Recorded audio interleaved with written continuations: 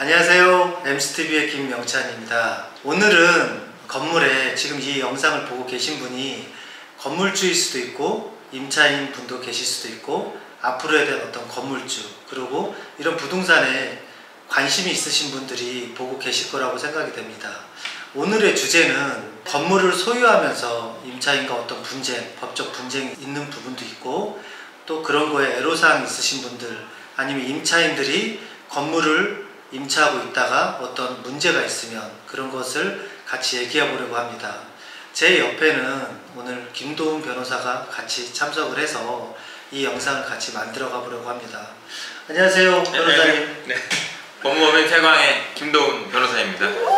우리 김도훈 변호사 같은 경우는 저하고는 또 친구고 또 저희 MCS에 어떤 모든 분쟁에 어떤 일들을 도맡아서 다 하고 있는 변호사입니다. 임차인하고 어떤 분쟁이 있을 때 임차인이 임대료를 안 내서 어떻게 임대료 연체가 돈을 못 낼 수도 있잖아요. 요즘에 힘드니까. 그죠? 네. 요즘 시국도 어렵고 솔직히 어디 모임도 안 되다 보니까 지금 자영업 하시는 분들이 너무 힘들어요. 그런 것들을 많이 지금 소송들이 많이 있지 않나요? 변호사님? 네, 맞습니다. 그죠? 네.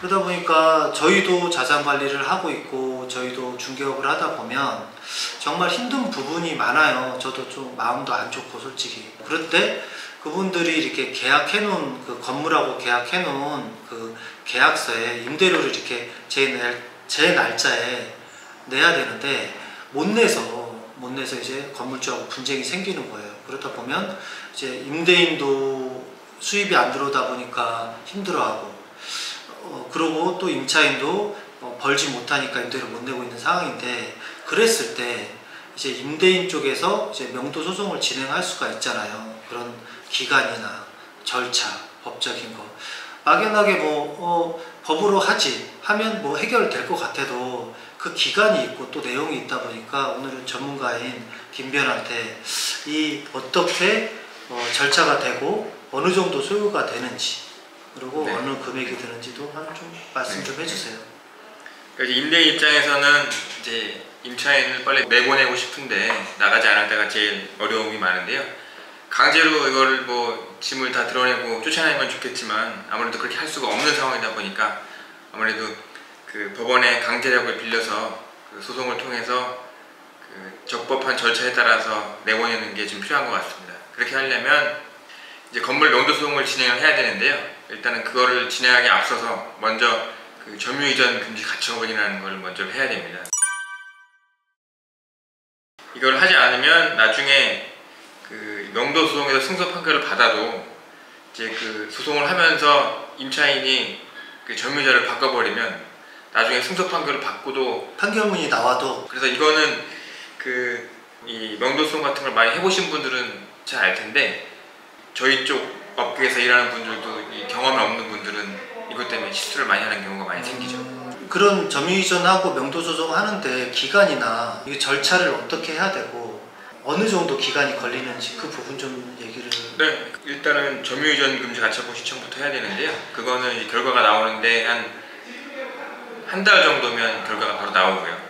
그러니까 처음에 할 때 그러니까 뭐 보내줘야 돼요? 이 영상을 봤을 때 건물주라 그러면 변호사한테 뭐 보내줘야 될 게 있을 거 아니에요? 일단 임대차 계약서가 가장 제일 먼저 필요한 것 같고요. 임대차 계약서? 대부분 이제 해지를 하게 되는 경우가 차임, 그러니까 임대료를 밀려가지고 그 해지하는 경우가 대부분이니까 이제 차임을 못 받은 내역. 이거는 한 달, 두 달이 아니지 않아요? 네, 그렇죠. 이건 계약서마다 다를 수 있는데요. 그러니까 연속할 필요는 없고요. 이렇게 총 다 합해서 3기가 되면 되죠. 3기가. 네. 저번 달에는 냈고 그 저번 달은 안 냈고 네. 그리고 이번 달은 안 내고 다음 달 안 내고 그렇게 3기 다 합쳐서. 네. 밀렸던 과거로 2번 밀렸다 해서 이번에 또 안 됐다고 그래가지고 그렇게 해지할 수는 없는 거죠? 그렇죠. 네. 계속 밀려 있어야 되잖아 3기가. 네, 그렇죠. 이렇게 이랬을 때. 네. 그럴 때 이제 그 가처분을 먼저 해놓은 다음에 이제 나가고 나갈 때까지의 월세를 임대료를 지급하라라고 하는 명도소송을 진행해야 되는데요. 근데 이제 그게 참 어려운 부분이 소송을 하게 되면 어떤 소송이든지 6개월에서 1년 정도 걸릴 수 있는 그런 좀 문제가 있습니다. 네. 기간이 장난 아니네요. 그렇죠. 이게 원래 않았나요? 근데 이제 이게 상대방 임차인들이 일부러 또 시간을 끌려고 하는 사람들도 있고. 그쵸. 어떻게 끌어요? 끌게 되면? 그러니까 최대한 이제 소송 진행되면 그거를 이제 안 받고 아, 대응도 잘 안 하고 소송장을 보냈을 때 네. 임차인이 안 받아버릴 수 있구나. 네, 지연을 하는 거죠. 그래서 그 웃길 수도 있겠지만 역으로 저희가 또 임차인이 와서 최대한 좀 시간을 끌어달라고 의뢰하는 경우도 있습니다. 그런 경우도 있겠다. 네. 이런 임차인 분들도 이거에 대해서 모르니까 이렇게 소장이 날라오니까 명도소송이 날라오니까 아니 근데 받으면 끝나는 거잖아. 도달이 된 거잖아요. 그렇긴 한데 이제 어쨌든 받았다고 끝나는 게 아니라 일단은 법원에서는 상대방한테도 반박할 기회를 주는데 이제 그 어느 정도 시간을 주어도 반박을 안 하면 그냥 일방적으로 판결을 하긴 하지만 근데 또 판결할 때쯤 다시 아유 저 이의 있습니다라고 해버리면 임차인이? 네.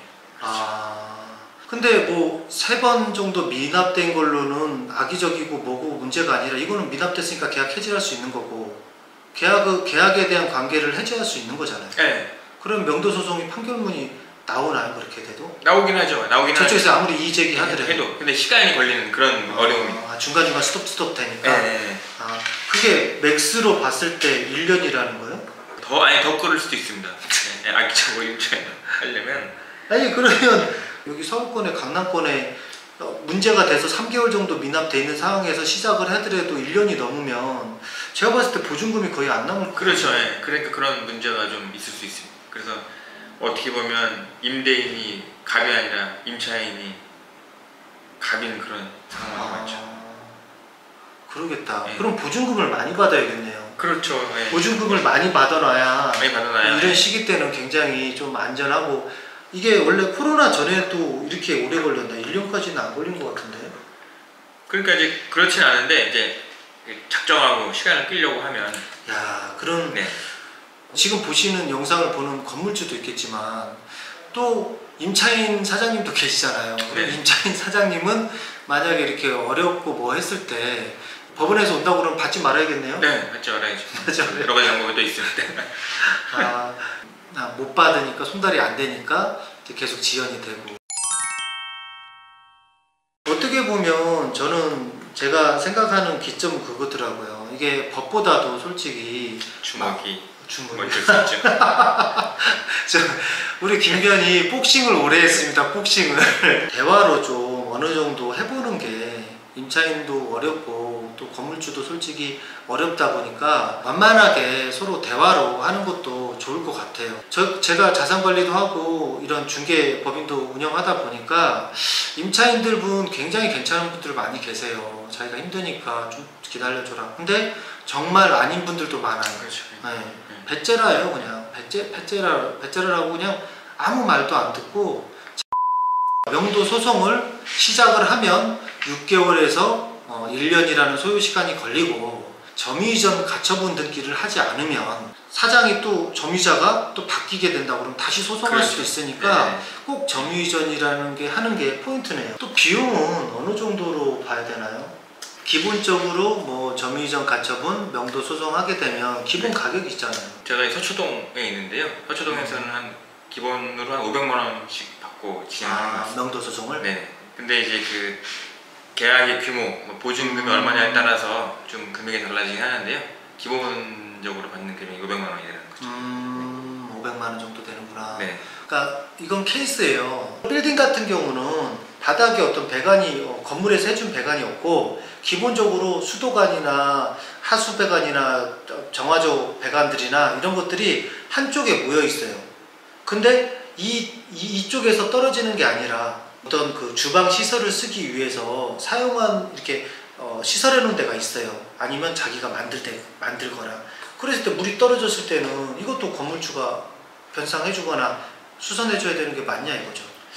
그렇게 만약에 그 임차인이 뭔가 그 장치를 했거나 그랬을 경우에는 당연히 임차인이 책임을 져야 되는 게 맞는데요. 예. 이제 애매한 상황에서는 그 판사들도 이게 판단하기가 어려우니까 보통은 이제 이 설비업자나 이런 사람한테 감정을 받아가지고 누구 잘못인가를 따져서 하는 경우가 많죠. 근데 판사도 모르니까. 그러면 공사 이런 거에 대해서. 그럼 이거는 계약 쓸 때나 이런 거 할 때 정확히 그렇죠. 써놓는 게 예, 그게 중요하네. 그게 그렇죠. 포인트네. 네, 맞습니다. 예. 건물을 사용하다 보면 또 이런 것 때문에 또 많이 싸워요. 원상복구. 여러분 원상복구 아시죠? 계약이 만기됐을 때 원상복구의 의무가 있잖아요. 특약에다 항상 이렇게 써요. 원상복구하기로 한다. 근데 이거 가지고 되게 많이 분쟁이 많아요. 싸우고. 뭐냐? 나는 솔직히 들어왔을 때 이랬기 때문에 이게 원상복구다. 대인은 아니다. 당신이 원상복구 하기로 한 거는 다 철거하고 어떤 기준에 하는 거다. 이런 것 때문에 되게 많이 싸워요. 그죠? 그 원상회복 약정이 있으면 처음 들어왔을 때 그 상태 그대로. 만약에 근데 그게 원상회복 약정이 없으면 네. 임차인이 이제 기소 투자를 해가지고 건물에 이제 이익이 생겼을 경우에 그거를 이제 유익비를 또 청구할 수가 있습니다. 그러니까 거기다 뭐 유익비 상한 청구권은 없다 이렇게 자세히 넣는 사람들도 있잖아요. 근데 그렇게 넣는 게 가장 확실하고 좋은데 네. 이제 판례상으로는 원상을 회복해 주기로 한다라고 하는 약정이 있으면 유익비를 포기한다라고 해석을 하는구나. 네, 그렇죠. 근데 제가 궁금한 게 원상이라는 기준이 서로 말이 상대방하고 분쟁이 생길 때 누구 말을 들어주냐 이거지. 어떻게 해야 되냐 이거.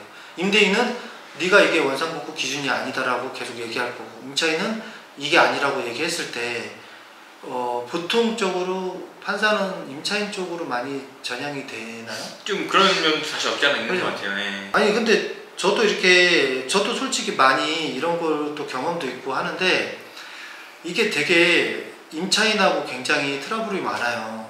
계약서를 잘 써놔야 돼요. 계약서를 맞습니다. 정말 잘 어떻게 이제 나중에 원상복구 기준은 어떻다더라 이걸 잘 정확히 써놔야겠네.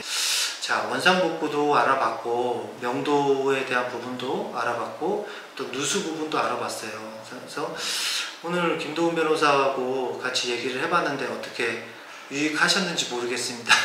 항상 좋은 정보와 또 이렇게 보시는 분들 필요한 정보들, 그리고 제가 또 이렇게 하나하나 영상을 담는데 아무튼 오늘은 이렇게 담아봤고, 댓글에 뭐 궁금하신 거 이런 거 있으시면 제가 김도훈 변호사한테 좀 다르라고 해서 이렇게 좀 달게끔 하고, 아니 저희가 또 알려드릴 수 있는 것들, 아니 뭐 이렇게 궁금한 거 있으시면 댓글 다세요 그러시면 저희가 댓글 달아드릴 테니까.